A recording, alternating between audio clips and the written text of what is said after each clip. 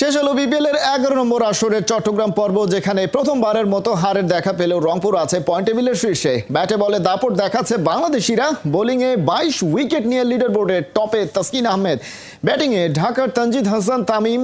তবে সব উতরে এই পর্বে ভালোভাবে জেকে বসেছে ম্যাচ ফিক্সিং বিতর্ক। মেহেদী নাইমের রিপোর্ট। তিলোত্তমা ঢাকার ঐতিহ্য সিলেটের চা বাগান হয়ে বন্দরনগরী চট্টগ্রামে আছড়ে পড়েছিল বিপিএলের নোঙর। যে পর্ব শুরু হয় পারিশ্রমিক ইস্যুতে দুর্বার রাজশাহী ক্রিকেটারদের অনুশীলন বয়কট দিয়ে। এরপর বেশ কয়েকটি বিতর্কিত ওয়াইড ওভার নিয়ে সন্দেহ সৃষ্টি হয়েছে ফিক্সিং এরও। তদন্ত গেছে আইসিসি পর্যন্ত, যে আলোচনা এখন টক অফ দি টাউন। এসব পাশে রেখে মাঠের লড়াইয়ে 16 থেকে 24 জানুয়ারি চট্টলায় মাঠে গড়িয়েছে মোট 12টা ম্যাচ। মূলত এই পর্বেই এক প্রকার নিশ্চিত হয়ে যায় কার শক্তি কত দূর, কে থাকতে পারে টেবিলের শীর্ষ চারে। ক্যাচ মিস তো ম্যাচ মিস, মজার এক পরিসংখ্যান দিয়ে শুরু করা যাক। বিপিএলে মঙ্গলবার পর্যন্ত হয়েছে 28টা ম্যাচ, যেখানে সব মিলিয়ে ক্যাচ পড়েছে 60টি, অর্থাৎ ম্যাচ প্রতি ক্যাচ পড়েছে 2.14টি করে। চট্টগ্রাম পর্বের 8 ম্যাচে ক্যাচ ফেলার সংখ্যাটা 20, যার মধ্যে সবচেয়ে বেশি ক্যাচ পড়া দলটার নাম দুর্বার রাজশাহী। পারিশ্রমিক ঠিকমতো না পাওয়া দলটার জন্য একটু সন্দেহ জাগে কি?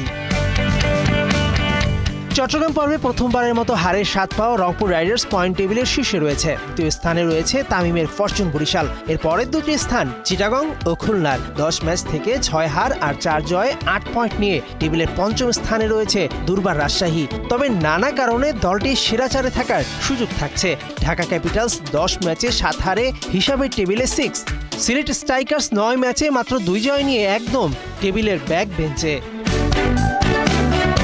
বিশ্বভারী ক্রিকেটে বাংলাদেশের ব্যাটারদের কাছে 200 স্ট্রাইক রেট কঠিন কাজ ছিল এতদিন। 2025 বিপিএলে দেখা যাচ্ছে উল্টো চিত্র।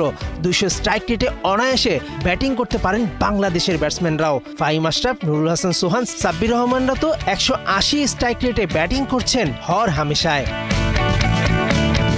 এদিকে চট্টগ্রাম পর্ব শেষে ব্যাটে বলে শীর্ষ 5-এ বাংলাদেশিদের জয় জয়কার। বোলিংয়ের শীর্ষ 5-এ 3 জনই বাংলাদেশি।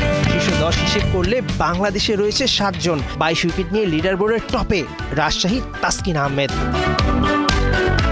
অন্যদিকে ব্যাটিংয়ের শীর্ষ 5-এর 4 জনই বাংলাদেশি। শীর্ষ 10 হিসেব করলে 7 জনই বাংলাদেশের। সেখানে লিড দিচ্ছেন ঢাকার তানজিদ হাসান তামিম। 26 জানুয়ারি সুপার সানডেতে আবার বিপিএল ফিরবে ঢাকায়। এখানেই শেষ হবে একাদশ আসরের। নতুন বাংলাদেশে নানা কারণে এই বিপিএল থাকবে স্মরণীয়, বরণীয়। মেহেদী নাইম, 71। জয়ের দিনেও রাজশাহীর মালিক রুমে অবরুদ্ধ। তবে বোর্ড প্রেসিডেন্ট ফারুক আহমেদের দেয়া সাহসেই রাজশাহীর ক্রিকেটাররা মাঠে যাবার সাহসটা পেয়েছিল। শুধু তাই না, দুর্বল রাজশাহী দলটাকে সব ঝামেলা থেকে দূর করতে একজন প্রশাসকও যুক্ত করার পরিকল্পনা করা হয়েছে বোর্ড প্রেসিডেন্টের পরামর্শে। নাহিয়ান বিন জসিমের রিপোর্ট। শত বিতর্কের পরও মাঠে দুরন্ত দুর্বার রাজশাহী। দারুণ একটা জয় নিয়ে চট্টগ্রাম পর্ব শেষ করে টিম বাস টিম হোটেলের পথে, যে হোটেলে দলটার ক্রিকেটাররা সাক্ষী হয়েছেন অনেক কঠিন সময়ের। তারপরও কোন ম্যাজিকে দলটা মাটিতে নামিয়ে আনলো আসরের একমাত্র অপরাজিত দল রংপুরকে? একটু অপেক্ষা করুন সেই অসাধারণ গল্প শোনার জন্যে।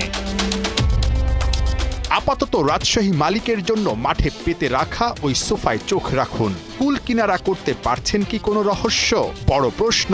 এমন দারুণ একটা জয়ের দিনেও দলটার মালিক শফিক রহমানকে কেন এই সোফায় দেখা গেল না একটা বারের জন্য? সেই রহস্য ভাঙতে হলে যেতে হবে সাগরিকা থেকে 8 কিলোমিটার দূরে চট্টগ্রাম রেডিসন ব্লু হোটেলে, যেখানে ম্যাচের দিনেও রাজশাহী মালিককে তার রুমে কড়া নজরদারিতে রেখেছিল হোটেল কর্তৃপক্ষ। খেলাযোগ আগের দিনই দেখিয়েছিল এই এক্সক্লুসিভ ছবি। একদিন পরও দুর্বার রাজশাহীর মালিক শফিক রহমানকে নিয়ে হোটেল কর্তৃপক্ষ তাদের অবস্থান বদলায়নি। ম্যাচের দিন সকাল 10টায় শফিক রহমানের রুমে হোটেল কর্তৃপক্ষ 4 প্রতিনিধি পাঠালেও দরজা খুলেননি শফিক, কারণ তখনও হোটেল কর্তৃপক্ষ তাদের 20 লাখ টাকা পাওনা বুঝে পায়নি। ক্রিকেটারদের টাকা নিয়ে 9-6 করলেও টাকা বুঝিয়ে না দিয়ে হোটেলের বাইরে যাবারও কোনো উপায় নেই। বিতর্ক অনেক হয়েছে। রাজশাহী দল নিয়ে এবার সব বিতর্ক মাটি চাপা দিতে উদ্যোগ নিয়েছেন খোদ বোর্ড প্রেসিডেন্ট ফারুক আহমেদ। শফিক রহমানের ৯-৬ বন্ধ করতে ঢাকা পর্বে একজন প্রশাসক দেয়া হচ্ছে দলটার সঙ্গে। সেই ইস্যুতে আলোচনাও হবে শনিবার বিসিবির জরুরি বোর্ড মিটিংয়ে। শুরুর গল্পে আবারও ফেরা যাক। দুর্বার রাজশাহী ধুরন্ধর মালিকের ছায়ায় থেকেও হুট করে কিভাবে বদলে গেল। রংপুরের বিপক্ষে ম্যাচের আগের দিন বোর্ড প্রেসিডেন্ট ফারুক আহমেদের একটা ফোন কলই বিজয় তাসকিন রাব্বিদের জন্য হয়ে গেছে বড় টনিক। 4 সিনিয়র ক্রিকেটার আর ম্যানেজার মেহরাব হোসেন অপিকে নিয়ে বিসিবি পরিচালক মঞ্জুর আলমের ফোনে একটা টেলিমিটিংয়ে বোর্ড প্রেসিডেন্ট ফারুক আহমেদ ক্রিকেটারদের আশ্বাস দিয়েছেন পারিশ্রমিকের 1 টাকাও মার যাবে না কিছুতে। ব্যাস সবাই উজ্জীবিত সেই দারুণ বার্তা পেয়ে।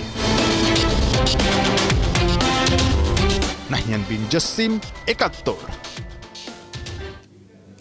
শেষ বেলায় এসে উঠছে দুর্বার রাজশাহী। চলতি বিপিএলে উঠতে থাকা রংপুর রাইডার্সকে আকাশ থেকে মাটি এঁতে নামিয়েছে তারা। ইনজুরি থেকে ফিরে দলকে দুরন্ত পারফরমেন্স উপহার দিয়েছেন রায়ান বার্ল। তার বোলিংয়ে পথ হারিয়েছে রাইডাররা। পয়েন্ট টেবিলে নিজেদের অবস্থান আরও শক্ত করেছে তাসকিন আহমেদের দল। চট্টগ্রাম থেকে মাহমুদুল হাসান সজীবের পাঠানো রিপোর্ট। খেলার মাঝে 3 দিন সময় পেয়েছি, প্রচুর বিশ্রাম নিয়েছি, বরফ লাগিয়েছি, অনেক ব্যায়াম করেছি, পেনকিলারও নিতে হয়েছে। সবচেয়ে বড় ব্যাপার, খেলার জন্য মানসিকভাবে খুব শক্ত ছিলাম, যা দলকে কিছু দিতে হেল্প করেছে। ক্রিকেট তো এমনই, নেশার মতো। যতই ইনজুরি থাকুক, উঠে দাঁড়ানোর মানসিকতা থাকলে খেলতে কতক্ষণ। রায়ান বার্ল গেল ম্যাচে চিটাগংয়ের বিপক্ষে ফিল্ডিং করতে গিয়ে ইনজুরিতে পড়ে আর উঠে দাঁড়াতে পারেননি। ব্যথায় কাতরিয়ে মাঠ ছেড়েছেন। সে ম্যাচে তার ব্যাটিং বড্ড মিস করে রাজশাহী। দলের একমাত্র বিদেশি তারকা বলে কথা। তার চাইতে সবচেয়ে বড় ব্যাপার, তিনি পারফর্মার। বার্লের অভাব সেদিন হারে হারে টের পেয়েছে রাজশাহী। তবে বার্ল তো আর হাল ছাড়ার পাত্র নন। প্রতিপক্ষ রংপুর রাইডার্সে তারকার ছড়াছড়ি। তাদের বিপক্ষেই ফিরলেন জিম্বাবুয়ের এই অলরাউন্ডার। ব্যাট হাতে কিছুই করতে পারেননি, তবে বল হাতে ঠিকই গর্জে উঠেছেন। রাইডারদের আশা দেখানো কাপ্তান নুরুল হাসান সোহান ও মোহাম্মদ সাইফুদ্দিনকে তো ফিরিয়েছেন, সঙ্গে তুলে নিয়েছেন আরও 2 উইকেট। আর তাতে আসরে সোহানদের প্রথম হারের স্বাদ দিল দুর্বার রাজশাহী। বার্লের মতোই যেন অন্যরা উঠে দাঁড়িয়েছে। কত শত সমালোচনা, সবকিছুকে পেছনে ফেলে তাসকিনরা ছুটছে দুরন্ত গতিতে। সূর্য ডুবে যাচ্ছে। রাজশাহী দলটাকে মনে হচ্ছিল ঠিক সূর্যের মতোই ডুবে যাবে। এবারের সবচাইতে দুর্বল দল রাজশাহী, এমনটাই ভেবে নিয়েছিলেন অনেকে দেখে ফেলেছিলেন রাজশাহী শেষটা। তবে তাসকিন আহমেদ, ইয়াসির আলী রাব্বি কিংবা এনামুল হক বিজয়, তারা যেভাবে দুর্বার, তারা যেভাবে পারফরমেন্স করেছে, কোনোভাবে বলার সুযোগ রয়েছে দুর্বল রাজশাহী? সত্যিকার অর্থেই কিন্তু তারা দুর্বার হয়ে উঠেছে। 3টি ম্যাচের মধ্যে 2টি ম্যাচ জিতলেই প্লে অফে যাওয়া সম্ভব, এমনটাই বলছিলেন তাসকিন আহমেদ। আজকে রংপুর রাইডার্সের মতো দলকে তারা হারিয়ে দিয়েছে, যে রাইডাররা আকাশে উঠেছিল, তাদের আকাশ থেকে মাটিতে নামিয়ে এনেছে। মাঠের বাইরের সমালোচনা, মাঠের সমালোচনা অনেকভাবে উত্তপ্ত হয়েছে, তাদের উপর মানসিক চাপ এসেছে। তবে দিন শেষে তারা পেশাদার ক্রিকেটার, তারা জানেন কিভাবে সব চড়াই উতরাই পার হতে হয়। রাজশাহীর সামনে আরও 2টি ম্যাচ রয়েছে। এখন দেখার অপেক্ষা, পয়েন্ট টেবিল যেভাবে জমে ক্ষীর হয়ে গেছে, এই দুর্বল রাজশাহী যাদেরকে বলা হচ্ছিল, তারা কি প্লে অফ নিশ্চিত করতে পারেন কিনা।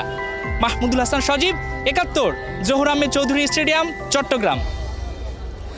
বিপিএল ক্রিকেটে চট্টগ্রাম পর্বের শেষ ম্যাচে সিলেট স্ট্রাইকার্সকে 6 উইকেটে হারিয়েছে খুলনা টাইগার্স। প্রথমে ব্যাট করতে নেমে 9 উইকেটে 152 রান করে সিলেট। জবাবে 1 বল বাকি থাকতেই জয় তুলে নেয় খুলনা।